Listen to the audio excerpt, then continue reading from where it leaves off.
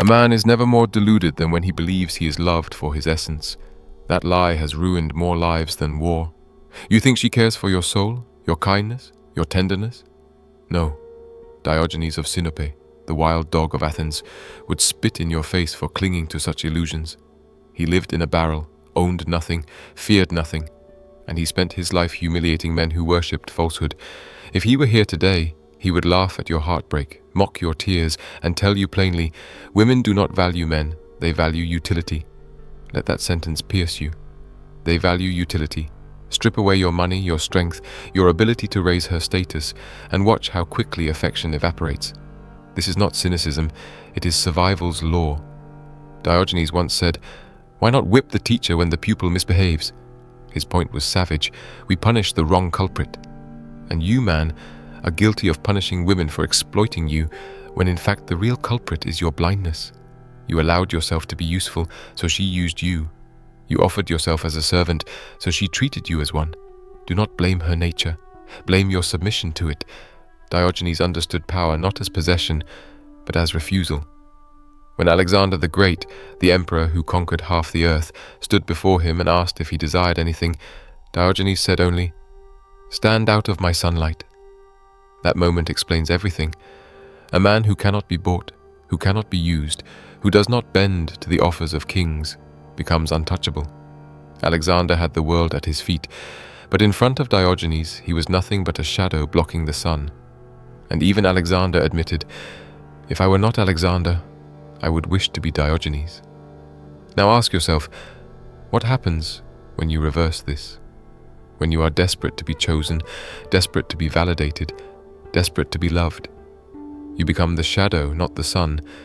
You are the one moved, not the mover. She does not admire you. She tolerates you because she can extract from you what she needs until she no longer needs it. And then, like a shadow at sunset, you vanish from her world without a trace. This is the cruelty of reality.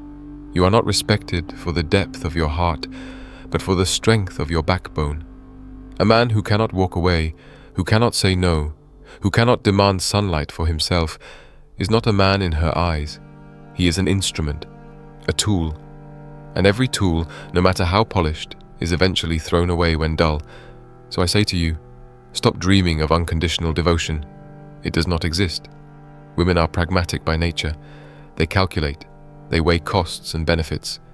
And when the balance tips against you, they will depart without hesitation. Diogenes would tell you this with laughter, for he knew that most men would rather believe a lie than confront a brutal truth. But you are here, listening, and if you do not accept this truth, you will continue to live like prey. You have been trained since boyhood to serve, to sacrifice, to bend.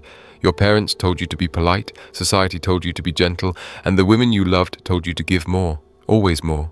And you obeyed, believing that love would be the reward for your devotion. But what did you receive? Betrayal, abandonment, indifference. Why? Because you mistook servitude for strength. And Diogenes, who lived with nothing but his honesty, would sneer at you for it. He once walked through the streets of Athens with a lantern in broad daylight, declaring, "I am looking for an honest man." He never found one. And if he carried that lantern today, walking through our cities, he would never find a man who has not been reduced to a supplicant before women. He would look at you, with your bowed head and desperate gestures, and he would tell you, "You are not a man. You are a commodity." Women understand this better than you. They instinctively know which men are useful and which are not. A man who provides without question, who empties himself in pursuit of her approval, is useful until the next provider comes along. A man who stands firm, who does not bend, who refuses to be drained, is not useful, and therefore he is valuable.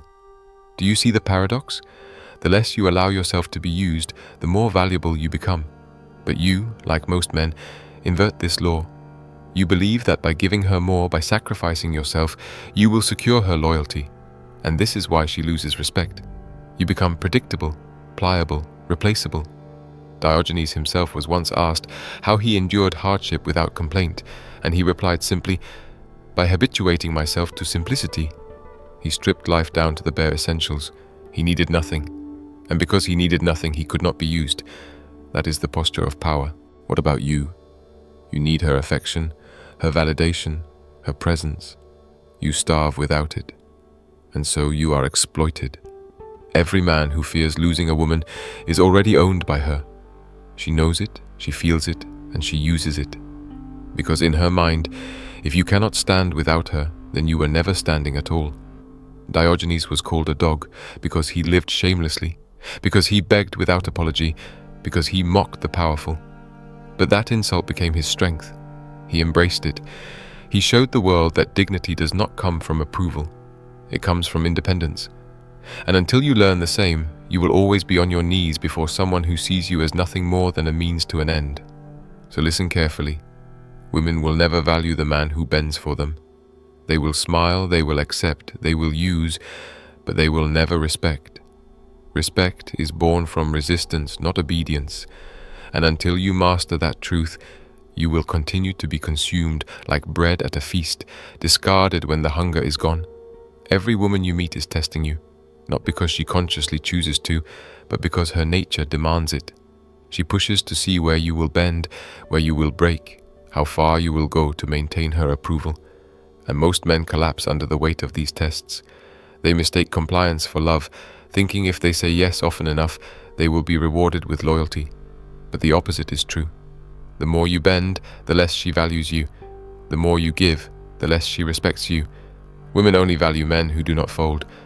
Diogenes understood this truth before psychology gave it a name. When asked what was the most beautiful thing in the world, Diogenes answered, freedom of speech. Freedom. That was his obsession. Freedom from wealth, from custom, from dependence on others. And by living in that freedom, he became untouchable. No woman could use him because he refused to need what she offered. He mocked men who chained themselves to wives, to reputation, to possessions. To him, they were slaves dressed as citizens. And are you so different? Look at yourself, begging for attention, pacing through her messages, waiting for crumbs of affection. You call it love, but it is slavery. Understand this, women instinctively seek power. They do not ask themselves, do I love him? They ask, can I use him? Can he elevate me? Can he shield me? Can he make me feel more significant than the next woman? And if the answer is no, her desire turns cold. Not because she is evil, but because her nature respects only what resists her. Just as Alexander admired Diogenes for refusing him, women admire the man who will not bow. But here lies the tragedy. Most men are terrified of losing women. They cannot endure rejection. They cannot tolerate solitude, and this fear makes them soft. Diogenes taught by inversion, by showing that the man who has nothing cannot be robbed. The man who needs nothing cannot be used. He said, it is the privilege of the gods to want nothing, and of godlike men to want little. Think about that. If you want little, no one can manipulate you. If you want everything, you are forever a servant. That is why women exploit you. Not because they are demons, but because you advertise your need. Your hunger betrays you. Your desire makes you predictable. You think your devotion is strength, but in her eyes it is weakness. She will smile while you destroy yourself for her comfort, but she will never admire you for it. She will only admire you when she knows that you could walk away, when she feels, deep in her gut, that you will not sell your dignity for her affection. So remember this law. Women only value men they cannot fully use. If you belong entirely to her, you cease to matter. If you resist her pull, if you refuse to sacrifice your essence, then and only then do you stand as a man before her. Anything less, and you are simply another tool in her collection, forgotten once the shine fades. The most dangerous lies are not the ones women tell you. They are the ones you whisper to yourself in the silence of your room. You tell yourself she cares for you as you are. You tell yourself your sacrifices will be remembered. You tell yourself that patience will be rewarded with devotion. And these illusions keep you chained like a dog that mistakes its leash for safety. Diogenes saw through such delusions. That is why he embraced the insult dog with pride. He said, I fawn on those who give me anything, I bark at those who refuse, and I set my teeth in rascals. He became what others despised, and by doing so, he became free. But you, man, are enslaved by your need for her approval. You sell yourself for her affection and call it love. You tolerate disrespect because you fear solitude. You endure humiliation because you are addicted to the fantasy that she will one day see your worth. And so she uses you, not because she is wicked, but because you present yourself as usable. You offer your time, your resources, your devotion, not from strength, but from hunger. And hunger is weakness in any marketplace, especially the market of desire. Diogenes despised hunger for what was unnecessary. He reduced his needs until he was immune to exploitation. Legend tells that he once saw a child drinking from his cupped hands, and Diogenes immediately threw away his own cup, declaring, "A child has beaten me in simplicity." That is how far he went to strip life of illusions. He competed with children in poverty just to prove that freedom begins when need ends. Now contrast that with you. You cannot spend a single night without messaging her. You cannot endure the silence of being ignored. You panic when she withdraws her attention because your identity is built on her gaze. And so you cling, and in clinging, you make yourself disposable. A man who cannot stand alone will always be used. She may not even do it maliciously. It will happen by instinct. Just as water flows downhill, women flow toward men they can extract value from, and away from those they cannot. This is the cruelty of your illusions. You beg to be loved for who you are, but you never dare to become a man who cannot be used. Diogenes lived naked in truth. You wrap yourself in fantasies and call it romance, and then you are surprised when she leaves, when she takes what she wanted and discards you. But you were the one who made it possible. You were the accomplice in your own destruction. Until you learn to strip away the need for validation, until you live as though her approval means nothing, you will always be a resource, never a man. Diogenes would tell you this without pity, because pity is wasted on those who refuse to see. You were not born weak. You were made weak. From childhood, you were trained to believe that your worth comes from service. Teachers told you to be agreeable. Mothers told you to be nice. Stories told you that the noble man sacrifices everything for the woman who completes him. And so you grew up carrying chains disguised as virtues. By the time you entered manhood, you were already conditioned to be consumed. Society applauds the man who destroys himself for others, but it never respects him. Women praise his kindness, while secretly desiring the man who refuses to kneel. Diogenes understood this centuries ago. He hated society's games. He rejected marriage, wealth, and social standing because he saw them as traps designed to enslave men.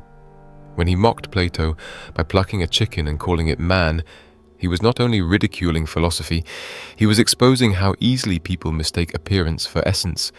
And isn't that exactly what happens to you?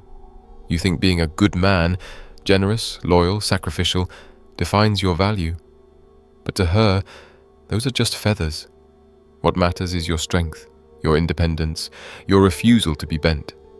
Without that, you are nothing more than a plucked chicken paraded for laughter. Ask yourself this: why does she test you? Why does she push your boundaries, provoke your emotions, demand more from you? It is not random.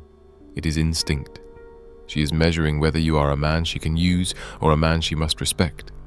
And most of you fail this test because you fear her withdrawal more than you fear your own degradation.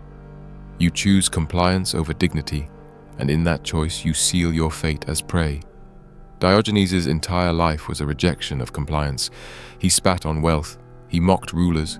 He begged without shame, teaching that to depend on nothing is the highest form of power. He said, "The foundation of every state is the education of its youth." And he saw clearly that men educated to obey rather than to resist become fodder for exploitation. Today's men are no different. You have been taught obedience to women, not mastery of yourself. You were not educated to stand alone but to serve, and women sense it. Do not misunderstand. Women do not respect obedience. They exploit it. They respect resistance. They value the man who sets boundaries so sharp they draw blood if crossed. They may complain. They may accuse you of cruelty, but deep down they know the truth. The man who cannot be used is the only man worth keeping. Every other man is just a resource, a wallet, a servant, a temporary distraction. This is the law Diogenes exposes. Society builds you into a servant. Women confirm your role by exploiting it, and you cooperate because you are terrified of being alone. Break the cycle or remain a tool until death. Loneliness, that is the weapon she holds over you. You fear it more than death. You would rather be drained, humiliated, even despised, than sit alone in the silence of your own company. And because you fear solitude, you chain yourself to anyone who offers temporary relief. Women know this. They sense your desperation, and they exploit it. Not always consciously, but instinctively. They see that your identity is incomplete without them, and so they take what they need: validation, resources, protection, and leave you empty when their hunger is satisfied. Diogenes laughed at such weakness. He embraced solitude not as punishment, but as power. He lived in a barrel, slept in the streets, owned nothing, and still declared himself freer than kings. When people mocked his poverty, he replied, "If I lack possessions, then you lack freedom." He turned loneliness into a fortress. He showed that a man who can sit alone without trembling is unbreakable, because he cannot be manipulated by the threat of abandonment. Contrast this with you. Your every decision bends around the fear that she will leave. You tolerate disrespect. You endure betrayal. You remain silent under insults, all because you cannot imagine walking away. And this is why she does not value you. How can she? You have already confessed that your existence depends on her presence. You are not a partner in her eyes. You are a dependent. And dependents are always used. Understand this. A man who fears solitude is already conquered. His chains are invisible, but they are stronger than iron. He will pay for her attention, beg for her affection, and crawl for her approval, because he would rather live as a slave than face the silence of his own reflection. Diogenes spat on such men. He urinated in public, masturbated in the marketplace, mocked kings and philosophers alike, not because he sought shock for its own sake, but because he wanted to prove that true freedom is the ability to stand alone, shameless and complete. Until you reach that point, you will always be used. As long as you fear being alone, you will accept the role of servant. Women know this. They know you will endure anything rather than confront your emptiness. And so they use you without guilt, because you have already chosen slavery over solitude. Remember this: solitude is not the absence of love. It is the proof of strength. Only when you can face it without trembling will you command respect. And only then will women value you, not as a tool, but as a man they cannot break. There is one quality that made Diogenes untouchable, one weapon sharper than any sword: shamelessness. He destroyed the chains of society by refusing to be humiliated. Where other men hid their desires, he exposed them. Where others bowed to customs, he spat on them. He lived as a dog, and in doing so, he became freer than kings. Shamelessness is not vulgarity, it is independence. It is the refusal to let anyone dictate what should embarrass you, what should control you, what should define you. And until you learn this, you will always be vulnerable to women's manipulation. Why? Because women exploit shame. They know that most men are terrified of judgment. They know you crave approval, that you want to be seen as noble, kind, respectable, and so they use these desires against you. They tell you that real men never say no, that real men sacrifice, that real men endure endless testing without protest. And you obey because you fear being called selfish, cruel, unloving. They manipulate your shame and you bend to it. Diogenes obliterated this weapon. He begged for food without shame. He mocked rulers without fear. He lived in filth and laughed at those who sneered. He proved that a man who owns his shamelessness cannot be controlled. When people scolded him for behaving like an animal, he replied, "I am looking for a man, but all I see are slaves." He meant that those who conform to illusions are enslaved, while those who reject them are free. Women cannot use a man who rejects shame because he does not need their approval. He does not tremble at their judgment. He stands apart, unmovable. But you, modern man, are enslaved by appearances. You dress yourself not for your own strength but for her gaze. You speak not with your own voice but with the words you think will please her. You hide your instincts, your desires, your strength, because you fear she will leave if she sees the truth. And in doing so, you confirm her suspicion. You are a man who can be bent, who can be molded, who can be used. Understand this: a woman cannot manipulate a man who has no shame.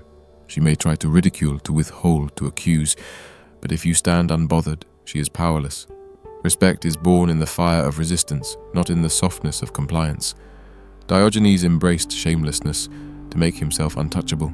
If you do not, you will remain a prisoner of her approval, forever useful, forever disposable. Diogenes lived as a beggar, yet kings envied him. He owned nothing, yet he possessed more freedom than the rulers of the earth. He was feared, mocked, hated, but never used. That is the essence of manhood, to live in such a way that no one can bend you into their instrument.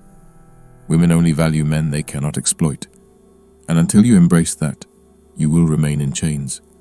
You must learn what Diogenes taught, not with words, but with his very existence.